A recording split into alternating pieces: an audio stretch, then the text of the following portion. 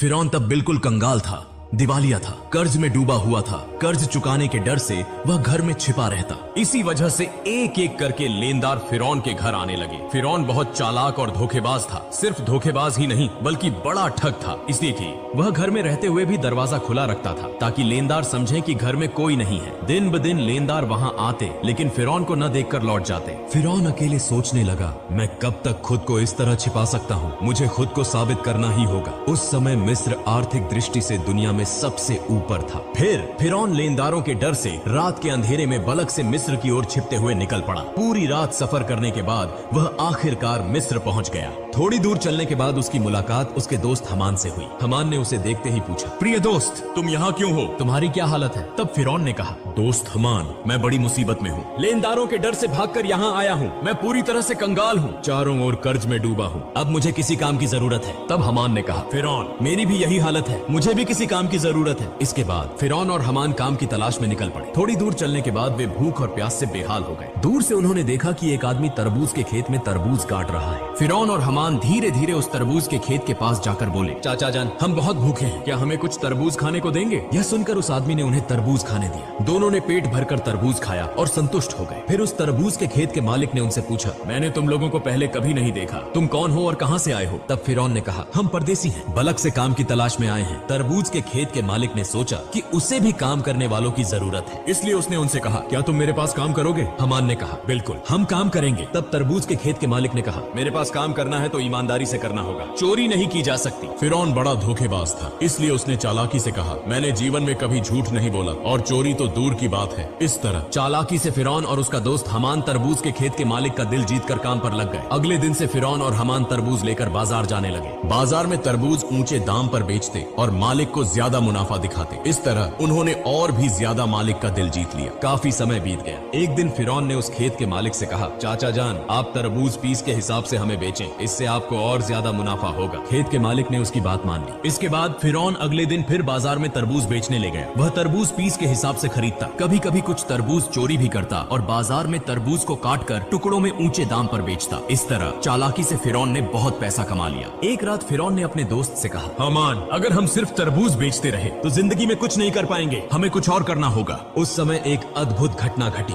मिस्र के बादशाह ने अपनी सेना के माध्यम से देश में एक घोषणा जारी की। सैनिक विभिन्न स्थानों पर जाकर कहने लगे, यह सूचित किया जाता है कि मिस्र के कब्रिस्तान में एक चौकीदार की आवश्यकता है। यदि कोई व्यक्ति इस नौकरी को करना चाहता है तो वह तुरंत मिस्र के बादशाह के दरबार में संपर्क करे। यह कहकर सैनिक वहाँ से चले गए। इस बात को प्रत्यक्ष और परोक्ष रूप से सुनने के बाद फिरौन ने अपने दोस्त हमान से कहा, हमान, चलो हम राज दरबार में चलते हैं। हमान ने कहा, मुझे लगता है कि यह संभव नहीं होगा। तब फिरौन ने कहा, इस काम को हाथ से जाने नहीं देना चाहिए, चलो एक बार कोशिश करते हैं। इसके बाद फिरौन और हमान बिना देरी किए मिस्र के राज दरबार में पहुंचे। मिस्र के बादशाह ने उनसे पूछा, तुम लोग कौन हो और क्या चाहते हो? तब फिरौन ने हाथ जोड़कर निवेदन किया, मैं एक मुसाफिर हूँ, परदेश से आया हूँ, मैं बहुत ही जरूरतमंद हूँ। मैंने सुना है कि आप कब्रिस्तान के चौकीदार की नियुक्ति करेंगे, कृपया मुझे यह नौकरी दे दे, मैं जीवन भर आपका आभारी रहूंगा। मिस्र के बादशाह ने फिरौन को देखकर मन ही मन सोचा, उसका शरीर मजबूत है और चेहरा भी अच्छा है, लगता है वह इस काम को कर पाएगा। यह सोचकर बादशाह ने फिरौन को कब्रिस्तान के चौकीदार की नौकरी पर नियुक्त कर दिया। अगले दिन से फिरौन मिस्र के कब्रिस्तान में चौकीदारी का काम करने लगा।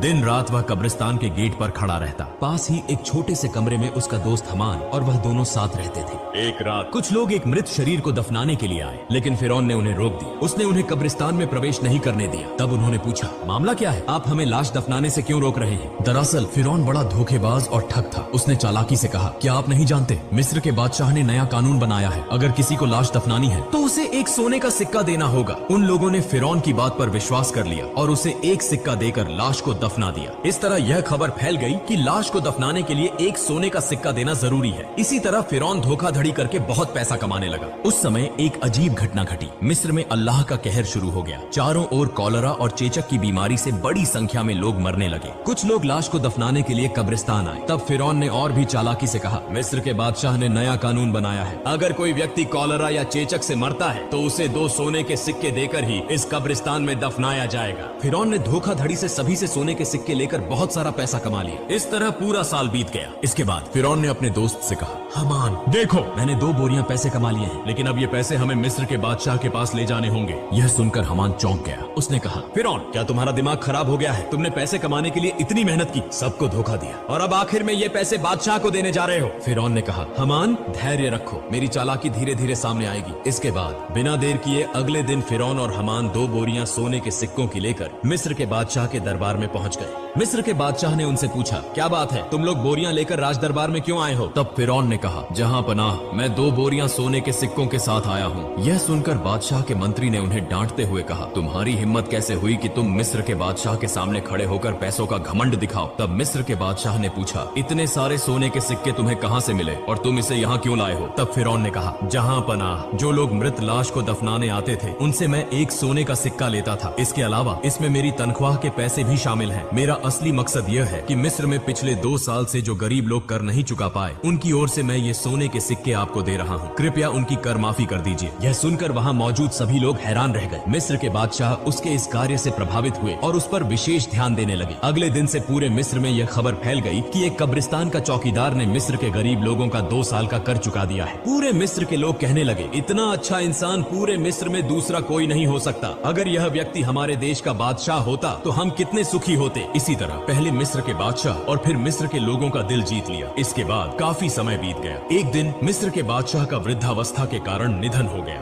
इसके बाद चारों तरफ चिंता फैल गई कि दूसरा रमेसेस मिस्र का बादशाह कौन होगा। कुछ दिनों बाद राज दरबार में एक आपातकालीन बैठक बुलाई गई। वहाँ मौजूद विद्वानों में से एक ने कहा, इस तरह मिस्र के बादशाह का सिंहासन खाली नहीं रखा जा सकता। मिस्र का अगला बादशाह कौन होगा, इस पर सब चर्चा करें। तब वहाँ मौजूद एक व्यक्ति ने कहा, हुजूर, हमें लगता है कि जो लड़का कब्रिस्तान का चौकीदार है यानी फिरौन, उसकी कद काठी और स्वभाव दोनों ही उपयुक्त हैं। वह बहुत अच्छा है और जनता का भी ख्याल रखता है। हमें लगता है कि उसे ही बादशाह बनाया जाना चाहिए। तब वह विद्वान व्यक्ति बोला, ठीक है, तो ऐसा ही हो। सबकी सहमति से फिरौन मिस्र का बादशाह बन गया। जो व्यक्ति एक दिन तरबूज बेचता था, जो कभी कब्रिस्तान का चौकीदार था, आज भाग्य के पलटने से वह पूरे मिस्र का बादशाह बन गए। असल में फिरौन कितना घटिया इंसान था यह किसी को मालूम नहीं था। इधर फिरौन के मिस्र का बादशाह बनने के बाद उसने फिर से तरह तरह की चालाकी और धोखाधड़ी शुरू कर दी। उसने अपने दोस्त हमान को मंत्री बना दिया। एक दिन फिरौन राज दरबार में बैठा था। उसने अचानक घोषणा की, पिछले 1 साल में मिस्र के किसी भी व्यक्ति को कर चुकाने की जरूरत नहीं है। यह सभी कर फिरौन की ओर से माफ किए जाते हैं। यह खबर सुनकर मिस्र के गरीब लोग बहुत खुश हुए। बाद में जब वहाँ कोई और नहीं था तो हमान ने कहा, दोस्त फिरौन, अगर तुम इस तरह सारा कर माफ कर दोगे तो बादशाहत कैसे चलेगी? फिरौन ने कहा, हमान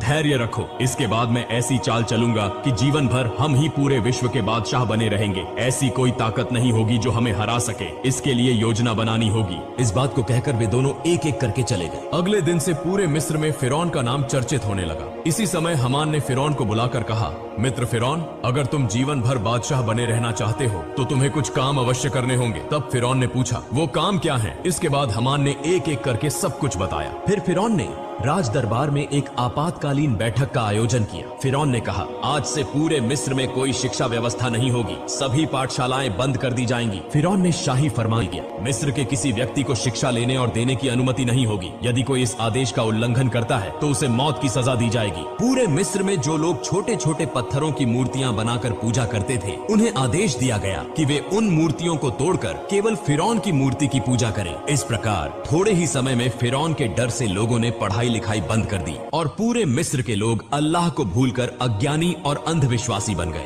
लोग पूरी तरह से जानवरों की तरह व्यवहार करने लगे। इसके बाद फिरौन अत्यधिक घमंडी हो गया। वह खुद को इतना बड़ा मानने लगा कि अहंकार से भरकर खुद को खुदा घोषित कर दिया। दिन ब दिन जनता पर कर की मात्रा बढ़ा दी। अन्याय और अत्याचार बढ़ने लगे। फिरौन ने पूरे मिस्र पर अकेले शासन करना शुरू कर दिया। ब्याज, रिश्वत, व्यभिचार और अनैतिकता की घटनाएं बढ़ने लगी। संक्षेप में फिरौन बनी इसराइल के लोगों को अपमानित और अत्याचार करने लगा। सिर्फ आसिया को छोड़कर कोई भी फिरौन के अपमान और अत्याचार से बच नहीं पाता था, क्योंकि आसिया उस समय की सबसे सुंदर, गुणवान और धार्मिक महिला थी। इसीलिए कई साल बाद फिरौन ने आसिया को अपनी बीवी के रूप में स्वीकार किया। एक दिन आसिया अपने कक्ष में बैठी हुई थी। वह मन ही मन सोच रही थी, जिस तरह मेरे शौहर फिरौन देश की जनता पर अन्याय कर रहे हैं और खुद को खुदा कह रहे हैं, इससे वे न केवल अल्लाह के गुस्से के शिकार होंगे बल्कि पूरे देश को भी बर्बाद कर देंगे। उसी समय फिरौन उस कक्ष में प्रवेश करते हुए बोला, आसिया तुम इतनी चिंतित क्यों दिख रही हो? तब आसिया ने कहा, प्रिय शौहर, आप यह तो जानते ही हैं कि यह धरती,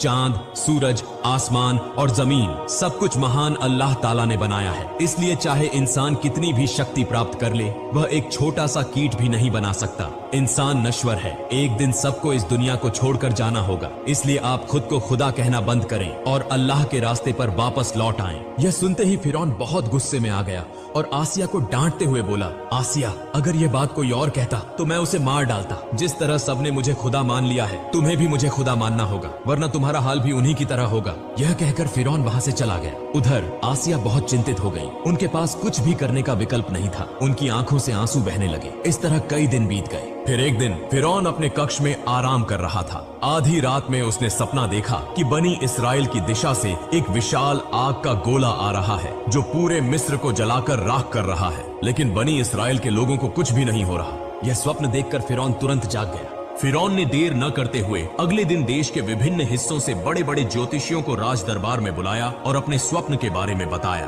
फिरौन के इस स्वप्न का ताबीर करते हुए ज्योतिषियों में से एक ने कहा, जहांपना आप नाराज न हो, भविष्य में हम आपकी मृत्यु देखते हैं। आप बहुत अधिक समय तक मिस्र के बादशाह नहीं रह पाएंगे। आपकी शक्ति पूरी तरह नष्ट हो जाएगी। यह सुनकर फिरौन बहुत गुस्से में आ गया और ज्योतिषी को डांटते हुए बोला, क्या कह रहे हो? मुझे शक्ति से बेदखल करने वाली कोई ताकत है क्या? तब ज्योतिषी ने कहा, बनी इस्राएल में से एक लड़का जिसका नाम मूसा है आपकी शक्ति समाप्त कर देगा। यह कहकर वे वहां से चले गए। कुछ दिन बाद फिरौन ने हमान से कहा, मिस्र के हर घर में यदि कोई लड़का बच्चा हो तो तुम अपनी सेना लेकर उसे मार डालो। फिरौन के आदेश पर हमान अपनी सेना के साथ मिस्र के हर घर में घुसकर बेटों को मारने लगा। तफसीरकारों के अनुसार इस तरह लगभग 80,000 बेटों की हत्या करने के बाद फिरौन ने फिर से मिस्र के सबसे बड़े ज्योतिषियों को गणना करने के लिए बुलाया। फिर ज्योतिषियों ने कहा, जहांपना हम गणना करके देख रहे हैं, आपके द्वारा मारे गए लड़कों में मूसा नामक लड़का नहीं है। फिरौन ने कहा, अच्छे से गणना करो। इस बार ज्योतिषियों ने कहा, जहांपना हम गणना करके देख रहे हैं, चाहे आप उसे मारने की कितनी भी कोशिश करें, आप उसे मार नहीं सकते। मूसा नामक यह लड़का आपकी शक्ति को नष्ट कर देगा और वह लड़का अब बच्चा है। यह सुनते ही फिरौन और गुस्से में आ गया और तुरंत आदेश दिया, तुम लोग हर घर में जाकर तलाशी लो, जहां भी मूसा होगा उसे मार डालो। यह खबर पूरे मिस्र में फैल गई। तब हजरत मूसा अलैहिस्सलाम की माँ बहुत चिंतित हो गई। वह सोचने लगी, अपने बच्चे मूसा को कैसे बचाया जाए। ठीक उसी समय उनकी बेटी मरियम नदी के किनारे बकरियां चरा रही थी। उसने देखा कि हमान और फिरौन की बहुत सी सेना उनके घर की ओर आ रही है। यह देखकर मरियम बहुत जल्दी अपने घर लौट आई और कहा, अम्मा जान, फिरौन की सेना हमारे घर की ओर आ रही है, मेरे भाई मूसा को तुम बचाओ। यह सुनकर हजरत मूसा अलैहिस्सलाम की माँ पूरी तरह चौंक गई। वह बिल्कुल भी नहीं समझ पा रही थी कि अब क्या किया जाए। इतने में फिरौन की सेना ने उनके घर को घेर लिया। ऐसे समय में अल्लाह रब्बुल आलमीन ने गैबी आवाज से कहा, हे मूसा की माँ, तुम देर न करो, अपने बेटे मूसा को जलते हुए चूल्हे में रखकर चली आओ। हजरत मूसा अलैहिस्सलाम की माँ ने देर न करते हुए अपने बच्चे मूसा को जलते हुए चूल्हे में रख दिया और तभी अचानक फिरौन की सेना घर में घुस आई। वे बोले, हमें खबर मिली है कि तुम्हारे घर में मूसा नामक बेटा है, जल्दी से उसे हमारे हवाले कर दो। तब हजरत मूसा की माँ ने कहा, देखो यह तो मेरी बेटी है, यदि मेरे घर में मूसा है तो तुम लोग उसे ढूंढ कर देखो। फिर उसके बाद फिरौन की सेना घर के इधर उधर हर जगह तलाशी लेने लगी, लेकिन कहीं भी कुछ नहीं मिला। आखिरकार वे सभी वहां से चले गए। फिर हजरत मूसा अलैहिस्सलाम की माँ रोते रोते उस जलते हुए चूल्हे के पास गईं और देखा कि हजरत मूसा अलैहिस्सलाम जीवित हैं और उसी जलते हुए आग में खेल रहे हैं। अल्लाह की कृपा से हजरत मूसा अलैहिस्सलाम का एक बाल भी आग में नहीं जल गया। तब हजरत मूसा अलैहिस्सलाम की माँ ने अल्लाह का शुक्र अदा किया और कहा, हे अल्लाह, तुम सभी शक्तियों के मालिक हो, तुम्हारी सारी प्रशंसा है। अल्लाह, तुमने मेरे बेटे मूसा को बचाया। इसके बाद हजरत मूसा अलैहिस्सलाम की माँ ने उसी रात एक सपना देखा। अल्लाह रब्बुल आलमीन कह रहे थे, तुम एक लकड़ी का संदूक तैयार करो और हजरत मूसा अलैहिस्सलाम को उस संदूक में रखकर नील नदी में बहा दो। इस बीच अल्लाह रब्बुल आलमीन ने हजरत जिब्राइल अलैहिस्सलाम को बुलाया और कहा, हे जिब्राइल, तुम जाओ और मूसा अलैहिस्सलाम की माँ की मदद करो। यह आदेश पाकर हजरत जिब्राइल अलैहिस्सलाम मूसा नबी के घर की ओर चल पड़े। सुबह हजरत मूसा अलैहिस्सलाम की माँ अपने घर के सामने बहुत चिंता में बैठी हुई थी। उसी समय देखा कि एक दरवेश उनके घर आया। फिर मूसा नबी की माँ ने कहा, आप कौन हैं? मुझे तो आप पहचान में नहीं आ रहे। तब वह व्यक्ति अपना परिचय छुपाते हुए बोला, मैं एक बढ़ई हूँ, क्या आपको कोई लकड़ी का सामान बनवाना है? तत्क्षण मूसा नबी की माँ बोली, बिल्कुल, मुझे एक लकड़ी का संदूक बनवाना है। और इस तरह अल्लाह ताला ने उस दिन जिब्राइल अलैहिस्सलाम के माध्यम से मूसा अलैहिस्सलाम की माँ को संदूक बनाने में मदद की। फिर मूसा अलैहिस्सलाम को नील नदी में बहा दिया। अल्लाह की क्या कुदरत! नील नदी का प्रभाव जिस दिशा में बहता है, हजरत मूसा अलैहिस्सलाम का लकड़ी का संदूक उसके विपरीत दिशा में बहता रहा। इस तरह बहते बहते हजरत मूसा अलैहिस्सलाम का लकड़ी का संदूक फिरौन के राज दरबार के पास पहुंच गया। वहां फिरौन और उसकी पत्नी माँ आसिया और अन्य दासियां मौजूद थी। जैसे ही उन्होंने संदूक देखा, माँ आसिया तुरंत आगे बढ़ी। माँ आसिया ने संदूक खोला और देखा कि उसमें एक सुंदर बच्चा पड़ा है। उसके मस्तक पर जैसे नूर का उजाला चमक रहा हो। इतना सुंदर बच्चा उन्होंने कभी नहीं देखा था। इसलिए बिना देर किए माँ आसिया ने मूसा अलैहिस्सलाम को अपनी गोदी में उठा लिया और फिरौन के पास जाकर बोली, देखिए कितना सुंदर बच्चा, इस बच्चे को मैं पालूंगी। यह सुनकर फिरौन ने कहा, नहीं, यह बच्चा शायद हमारा दुश्मन होगा। यह जरूर बनी इसराइल में से कोई बच्चा होगा, इसे मैं मार डालूंगा। तब माँ आसिया ने कहा, क्या कह रहे हैं? अगर यह बनी इसराइल का कोई बच्चा होता तो यह नदी के बहाव में उलटी दिशा में कैसे आया? इसे तो उस दिशा में जाना चाहिए था। यह तर्क सुनकर फिरौन ने कुछ नहीं कहा, बस इतना कहा, ठीक है, तुम इस बच्चे को पाल सकती हो। फिर माँ आसिया हजरत मूसा अलैहिस्सलाम को लेकर राज दरबार में प्रवेश कर गई। जब फिरौन ने मूसा अलैहिस्सलाम को अपनी गोदी में उठाया और उसे अपने बेटे की तरह प्यार करने के लिए, चूमने के लिए आगे बढ़े, उसी समय हजरत जिब्राइल अलैहिस्सलाम ने अल्लाह के आदेश पर उस छोटे से बच्चे के हाथ से इतनी जोर से फिरौन को थप्पड़ मारा कि राज दरबार कांप उठा। ऐसा लगा जैसे भूकंप शुरू हो गया हो। तब फिरौन के मन में संदेह उत्पन्न हुआ। वह मन ही मन सोचने लगे, यह बच्चा निश्चित रूप से सामान्य बच्चा नहीं है, इसे परखना होगा। फिर फिरौन ने एक व्यक्ति से कहा, जाओ थोड़ा सा सोना लाओ और उसके साथ आग भी ले आओ, इस बच्चे को परखते हैं। यह सुनकर वहां उपस्थित सभी लोग हैरान रह गए। जब वह व्यक्ति सोना और आग लेकर आया, उसी समय अल्लाह रब्बुल आलमीन ने हजरत जिब्राइल अलैहिस्सलाम के माध्यम से हजरत मूसा अलैहिस्सलाम का हाथ आग की ओर घुमा दिया और हजरत मूसा अलैहिस्सलाम चीखते हुए रोने लगे। तब माँ आसिया बोली, आप जैसे कठोर हृदय और निर्दयी इस दुनिया में और कोई नहीं होगा। इस छोटे से बच्चे को क्या आग और सोने का कोई अंतर पता है? इसके बाद फिरौन के मन का संदेह दूर हो गया और इस प्रकार हजरत मूसा